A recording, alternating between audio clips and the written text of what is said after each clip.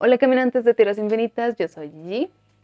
La primera temporada de la serie de Loki ha terminado y en ella pudimos ver la lucha del caos contra el orden, una lucha que puede ser extrapolada desde los niveles personales, pasando por los niveles sociales hasta los cósmicos, todos ellos tocados en la serie de una u otra forma. En esta ocasión decidimos tocar dos partes de la trama. La primera es cómo tendemos a encasillar a las personas en sus peores momentos y juzgar todas sus acciones a partir de ese juicio. La segunda es un problema ético que fue planteado a mediados del siglo pasado.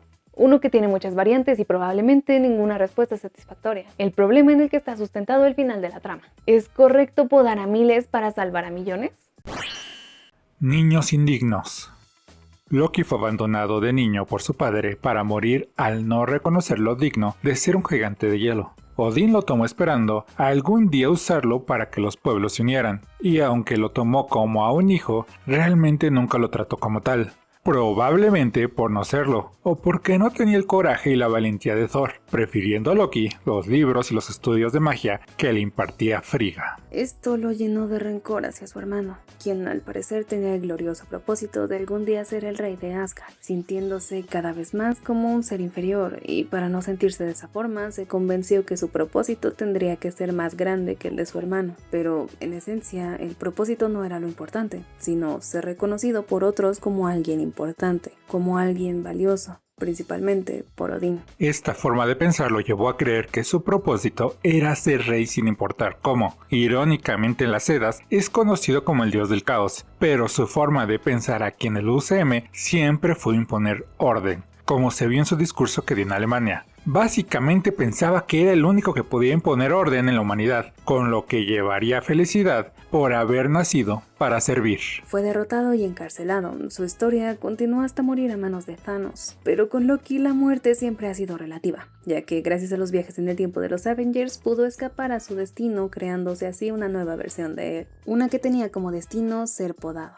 Pero cientos de años atrás, antes de que fuera podado, una versión suya escapó a la TVA. Con el tiempo no solo aprendió a esconderse, sino que también empezó a contraatacar, ocurriéndosele a Mobius que la mejor forma de atrapar a un Loki era usando a otro. Esta versión de Loki que mataba a los miembros de la TVA se hacía llamar a sí misma Sylvie. Ella tenía un plan que ejecutó a la perfección con la salvedad de que no cerró la puerta detrás de ella, lo que hizo que Loki la siguiera. El plan fracasó y los Lokis escaparon a un planeta condenado. Los dos trataron de escapar y aunque fracasaron en todos sus intentos, el tratar de hacerlo hizo que cada vez se acercaran más el uno a la otra. Hasta ese entonces Loki no se había interesado en nadie que no se hubiera interesado en él primero, dígase su madre.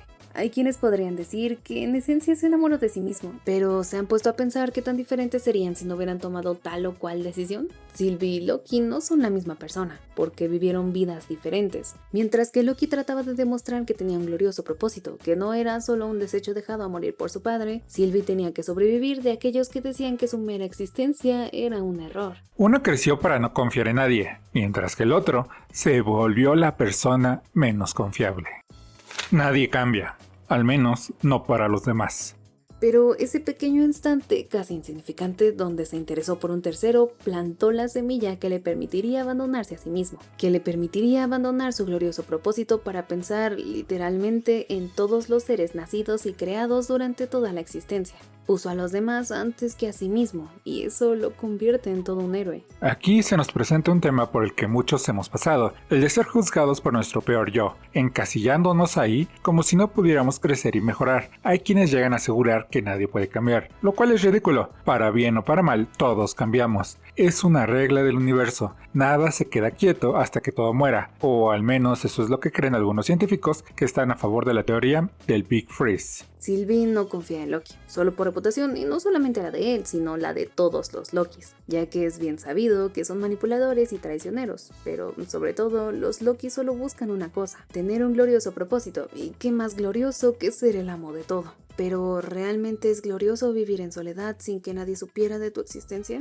No, Loki no quería tomar la silla de He Who Remains, solo quería que Sylvie no tomara ni siquiera la decisión correcta por la razón incorrecta. Esperaba que se tomaran un minuto para saber qué es lo que harían a continuación, que su decisión fuera totalmente razonada. Al fin y al cabo, la vida de billones estaba en juego, y esa no es una decisión que se pueda tomar enojado. Un tranvía llamado moral.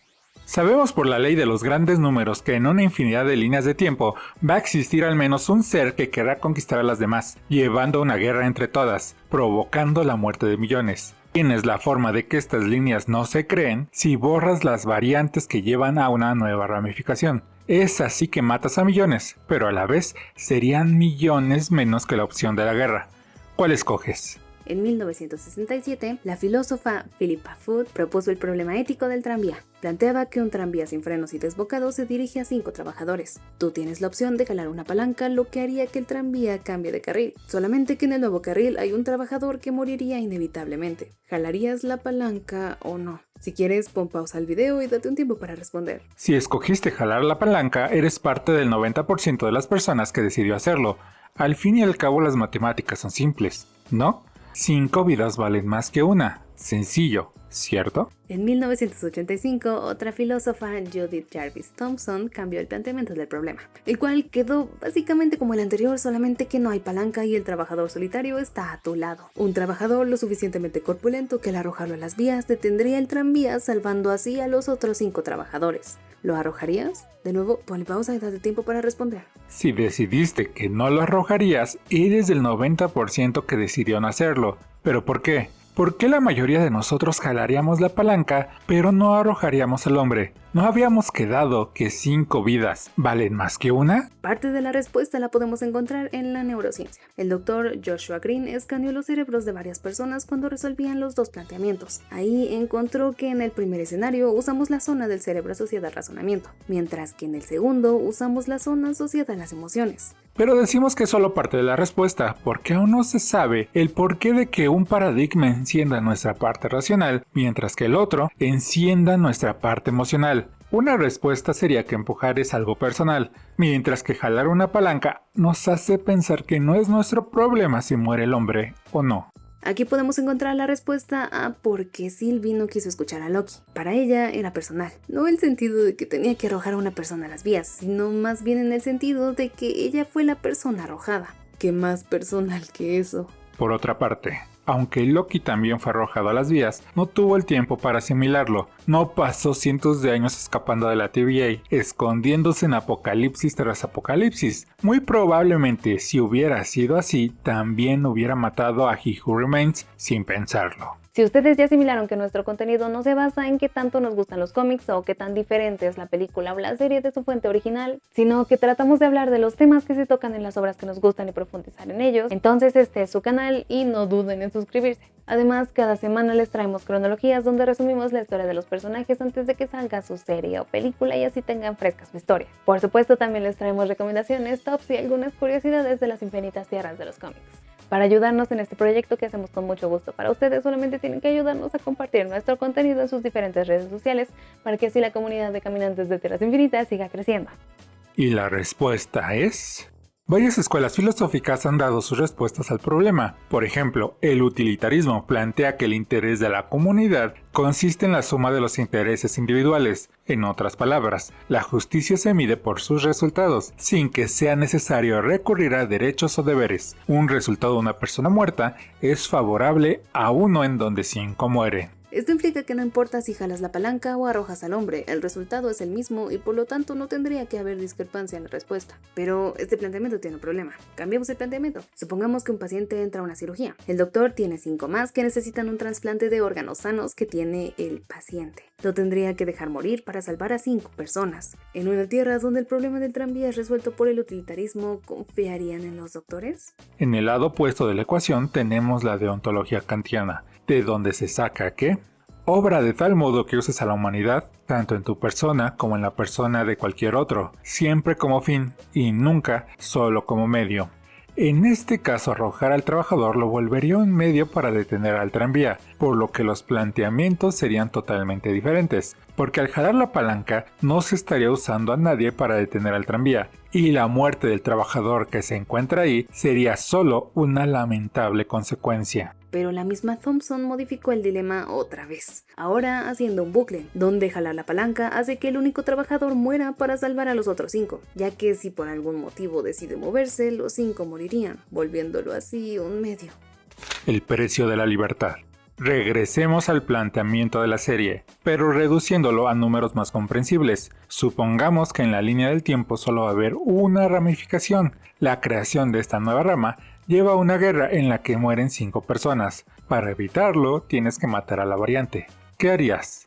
Evidentemente no hay un bucle o un precedente para no confiar en los médicos, solo se reduce a ese momento. ¿Una muerte es mejor que 5? Ahora modifiquemos el planteamiento un poco y supongamos que no se necesita podar a nadie, que el precio para que las 5 personas no mueran es que todos realicen un papel dado al pie de la letra, mientras dejar morir a las 5 personas es el precio que se paga para que todos tengan la libertad de hacer lo que quieran. 5 vidas parece ser un precio bajo por la libertad. Supongamos que no son 5, son 50, 5.000 o 5 millones. ¿Cuántas vidas vale la libertad? Tal vez la pregunta está mal planteada, ya que nos tendríamos que preguntar ¿cuál es el porcentaje de personas que tendrían que morir para que los demás sean libres? 5.000 por la libertad de uno no parece muy correcto, ¿verdad? Pero 5.000 por la libertad de 1.000.000, ¿eso hace la diferencia?